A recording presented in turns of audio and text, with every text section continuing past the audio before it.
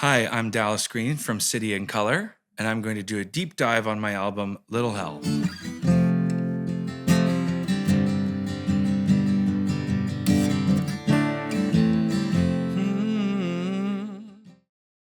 So Little Hell was recorded on tape. It was my first time doing it. And obviously, if I was younger, maybe that would have just been something that's how you did it. But I started recording on a digital 8-track in my basement and then went to Pro Tools. And so going backwards was not only just like something I wanted to experience, but I also wanted to sort of just try to pay homage to the music I grew up on.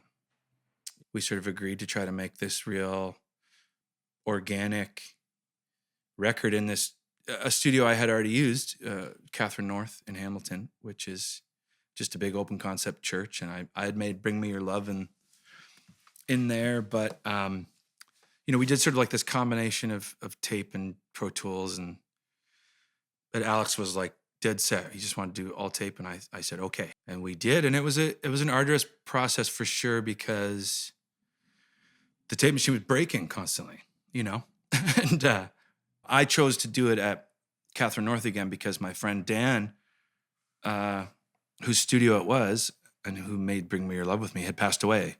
Like I remember Dan coming up to me and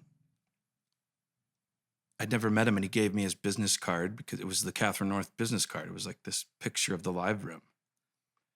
And, he played guitar in Junk House. Now, I grew up listening, like they were on the radio and stuff, but I didn't know him.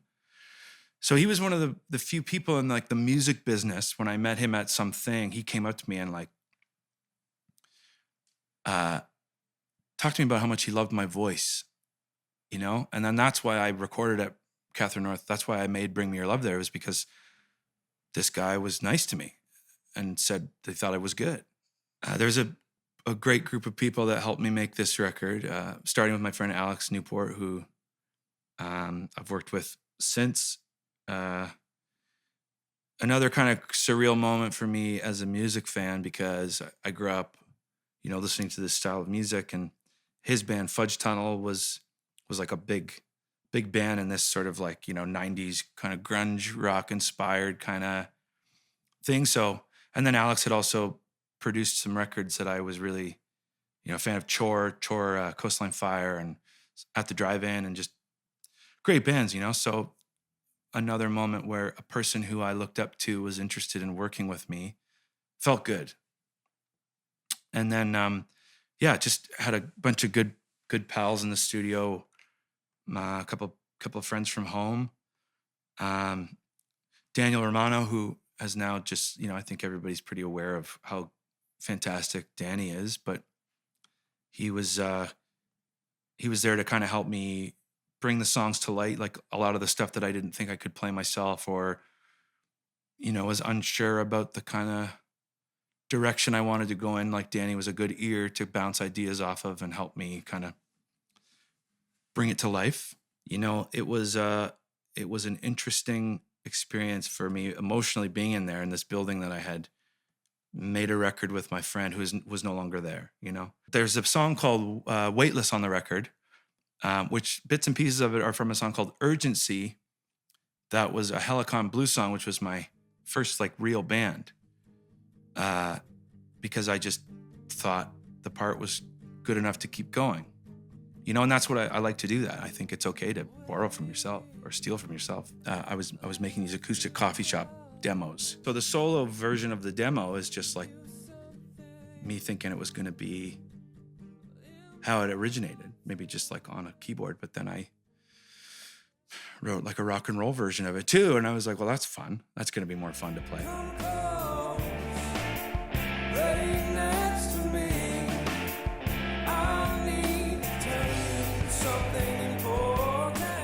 I was also at this point where I had been trying to play a lot of solo songs, but I was starting to get more popular. So the shows started getting bigger and you couldn't hear me playing.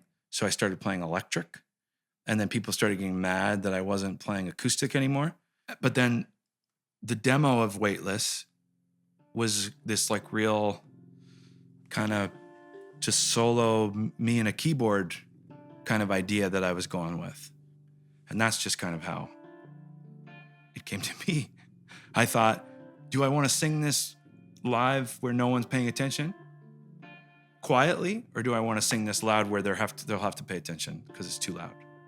And that was why I settled on the rock and roll version. So the artwork for Little Hell is all just based around the flower fields in the Netherlands. If you look up the Netherlands, you'll see a photo that looks just like that. It's where they just, mass fields of flower growing where they then sell them off. It's a huge market. But I remember flying somewhere and I was looking through an in-flight magazine and there was an overhead picture of that. And I just thought it was the most beautiful thing. I'd never seen,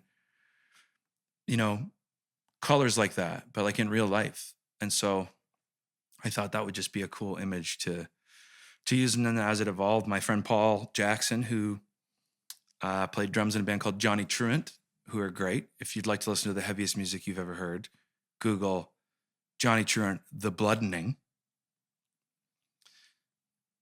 He's a painter. He painted the cover for Alexis on Fire's Old Crows and Young Cardinals. So I talked to him about it, and he said, I'd love to try to do like an actual painting of the color strips. And so he did. He just spent hours painting his own version of that. And then that's what we settled on the cover. So the title of the record comes from obviously the song Little Hell, but when I make a record, I like to try to sort of, the title is usually just sort of encompasses how I feel about the group of songs and maybe where I am at my life in that moment. So Little Hell also is an apt description of how I kind of felt around that time. So, and me being the way I am, I write and sing my way out of those little hells. So a good highlight from that time was when we got to play at the Junos, and it was in Ottawa, I believe. Instead of doing like a single from the album, I played a song called The Grand Optimist, which is about my mom and dad. And we had this idea to not only use family photos from us, the people involved in the camp, but also like sort of make a submission to have all of fans send in photos of family photos. And so the whole performance is just me sitting, playing a guitar, singing with myself and fans' family photos just sort of flashing back and forth behind me, which hadn't really seen anything like that before. And it was around that time too is when like the bombast of the TV performance and like pop music and stuff was starting to really like become a thing again. And I felt like it was nice to just stick out by sitting there with my guitar and singing with pictures of my family behind me. There was a lot of really great things that happened on that touring cycle. Like played lots of cool shows. Got to really start to see how many people were stoked on what I was doing with my solo stuff, I guess you could call it. And one of the highlights was being able to go and sell out the Royal Albert Hall in London. Being a kid from St. Catharines, Ontario, from a screamo band, being in this venue that everyone has played, and I did it myself, felt really good. The last song, Hope for Now, which I actually wrote on a keyboard, on a piano, electric piano. I had never really like been confident enough to keep a song on the piano and me play it. So that song is actually, I play everything on it. All the drums, the keyboards, the bass, the guitar, the singing, it's all me on Hope for Now. And that's the only song I think I have like that where I play the drums on, but I love playing the drums. So, but now when we play that song live, I play it on guitar, and it is such a different song for me playing it on guitar. It's like a beautiful sort of reminder about what music can be. It can be anything, making a record is just capturing a moment, it's just that version of that song in that day. just happens to be the one that people hear or can go back to. So that's, for me, live has always been like this, another shot at the song, you know? How do I feel about it today? We'll see when the melody comes up, you know? So anyways, Hope for Now on guitar, a little bit of it kind of goes like this.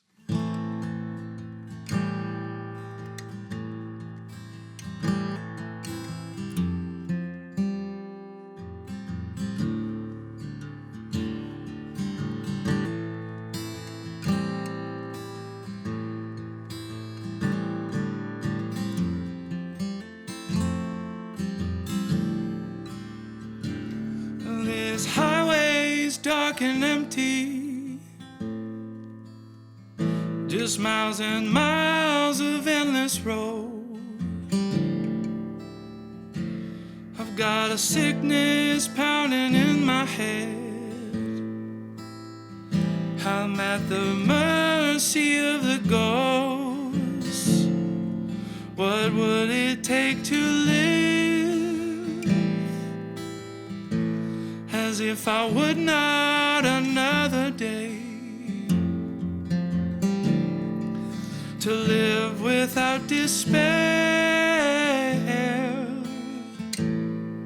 and to be without disdain.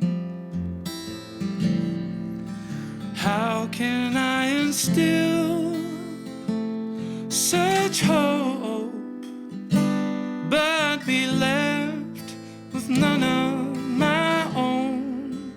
What if I could sing just one song and it might save somebody's life? You know, and then it goes on like that. But for me, writing that on the keyboard was just like another moment, sort of forcing myself into an uncomfortable position and try to see if I could do it or not, you know? And that whole song, like I said, it's that. And it's also, lyrically, the song is about me trying to find faith in myself when I can't, you know? When these people that I meet tell me that these songs I write are helping them through the worst parts of their life. And then I wake up and I can't find that spark or, you know, light. That's what that song's about. It's just trying to find hope for that moment where you can try to do something that matters, I guess. Could sing just one song and it might save somebody's life.